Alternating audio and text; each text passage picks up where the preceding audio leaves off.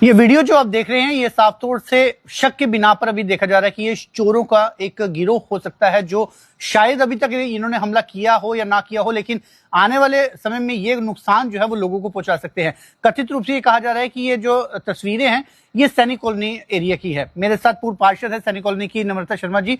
नम्रता जी, जिस तरह से ये वीडियो आपने भी देखी, क्या आपको आभास होता है किस तरह के समीकरण जो है वो सैनिक कॉलोनी एरिया में और किस तरह का भय जो है वो बना हुआ है यहाँ पे? देखिए, सैनिक कॉलोनी में चोरियों का दौर जिस तरह से हम देख रहे हैं बढ़ता जा रहा है और लगातार एक सवालिया निशान जो पुलिस के ऊपर भी ये खड़ा होता है कि पुलिस का काम, देखिए जब भी चोर का नाम आता है तो साथ में पुलिस का नाम जुड़ता है। बिल्कुल। ये आपने खाली बात करी कि मैंने वीडियो देखी, मेरी उन लोगों से बात हुई, मैं मिली उन लोगों से।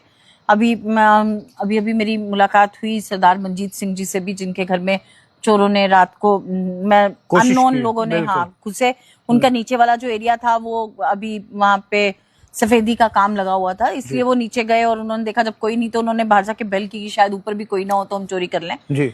लेकिन जब बेल की तो उनकी वाइफ बाहर आई तो पीछे वो सरदार साहब खुद बाहर आ गए, तो फिर वो कहने लगे गलती से हमसे बेल बज गई जी। तो ये साफ पता चलता है उनके पास हथियार भी थे और वो 5-6 लोग थे। देखिए, आज सैनिक कॉलोनी क्या पूरा जम्मू कश्मीर जो है आज एक ओल्ड एज होम बन के अमित रह गया।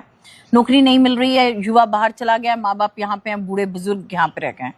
अब ये कर्तव्य सरकार का बनता है कि उनको किस तरह से हम सेफ्टी प्रोवाइड करें। पैसा ले जाना, चोरी करना एक अलग मकसद है, लेकिन जब 6 लोग, 2 बुजुर्ग दंपति अगर घर पे है, घुस जाते हैं और उनको तेज हथियार से या वैसे भी उनको डराने की कोशिश करते हैं और कोई हमला हो जाता है, तो उसके लिए कौन जिम्मेवार है? देखिए, पेट्रोलिंग की बहुत जरूरत है, हमें कोशिश करनी चाहिए। और हम जिस तरह से हम देख रहे हैं कि एक अच्छा अभियान जम्मू कश्मीर में शुरू हुआ है नशा मुक्त अभियान के तहत जी। मुझे लगता है कि अगर हम नशा के खिलाफ अगर कार्रवाई आज कर रहे हैं और हमें उसमें सफलता भी मिल रही है तो मुझे लोकल पुलिस का किस तरह से ताउन है, जो लोकल कंसर्न एसएचओ हैं? देखिए, एसएचओ से मेरी बात हुई अभी मान सिंह जी से, उनसे मेरी बात हुई। वो कहने लगे कि मैं देख रहा हूँ इस सब इंसिडेंट को और मैंने वहां जाके बात भी करी है, देखते हैं हम क्या होगा। सैनिक कॉलोनी दोनों तरफ हाईवे से जुड़ती हुई कॉलोनी है, कोई भी कुछ करके गलत कांड करके हाईवे के द्वारा भाग जाएगा यहाँ से तो फिर हु विल बी रिस्पॉन्सिबल? तो क्या हम किसी ऐसी वारदात का वेट कर रहे हैं कि कुछ ऐसा हो जाए? जिस तरह से मैंने आपसे कहा कि पूरा जम्मू कश्मीर ही नौकरियों की कमी की वजह से, जिस तरह से बेरोजगारी बढ़ती जा रही है, आज ओल्ड एज होम बन के रह गया है। ये अपने आप में बहुत चिंता का विषय है कि इसके लिए सरकार कैसे कदम उठाएगी कि इन सब की जो तस्वीरों से लग रहा है, तस्वीरों से ये लग रहा था कि वो अप्रवासी भारतीय हैं जो लोकल्स नहीं लग रहे हैं ना।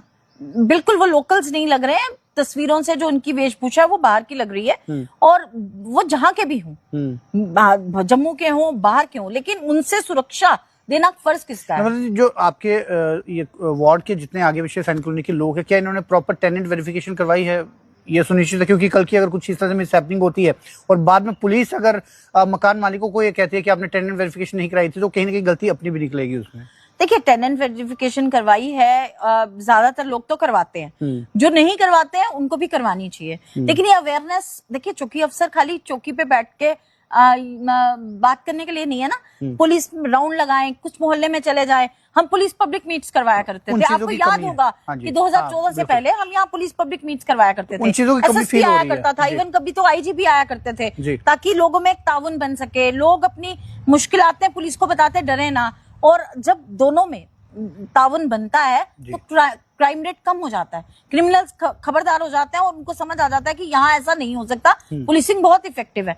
इस चीज की जो कमी है, आप देखिए, ये हम जब इन सब चीजों को जोड़ते हैं कि जम्मू कश्मीर के अंदर जब से बाहर से ऑफिसर्स, बिल्कुल अफसरशाही बाहर की है, तो एक कनेक्ट टूट गया। जब डीएसपी को पता होता है कि मैं जम्मू का लोकल हूँ, उसे पता है कल मैंने रिटायर होकर इसी सोसाइटी में आना है, जवाबदेही थोड़ी फिक्स हो जाती है। जब उसे पता है मैंने यहाँ से कहीं भी चले जाना है तो जवाबदेही खत्म हो गई है। मुझे लगता है कि लोकल होना बहुत जरूरी है और स्पेशली पुलिसिंग इसमें बहुत इफेक्टिव होनी चाहिए। ये जो कार्रवाई हुई है, मैं पुलिस को आपके माध्यम से ये संदेश देना चाहती हूँ कि इस तरह की घटनाएं ना हो, नहीं तो ये घटनाएं एक अलार्मिंग आपके लिए सिचुएशन होनी चाहिए। इसके बाद 2 दिन से लगातार ऐसी एक्टिविटी हो रही है। पुलिस की कार्रवाई इस पे, जो लोगों ने भी कहा कि उतनी इफेक्टिव नहीं है, अगर अभी भी इफेक्टिव नहीं है, लोगों के घरों से तारे, जिनके घर बन रहे होते हैं उनके घरों से तारें चोरी करके ले जाते हैं, किसी के घर से कुछ चोरी हो जाता है, फिर पुलिस आके सीसीटीवी फुटेज खंगालती रह जाती है और फिर भी हमें कुछ मिलता नहीं। 4 दिन वो जो कंप्लेंटी है वो भी जाके थाने के चक्कर लगा के बस कर देता है कि अब क्या ही होगा। तो मुझे लगता है इस पे एफआईआर हो, इस पे वो सुनिश्चित करें कि जो चोर थे Identify करें। वो आइडेंटिफाई करें कि वो कौन थे, कहां से आए, कैसे गए।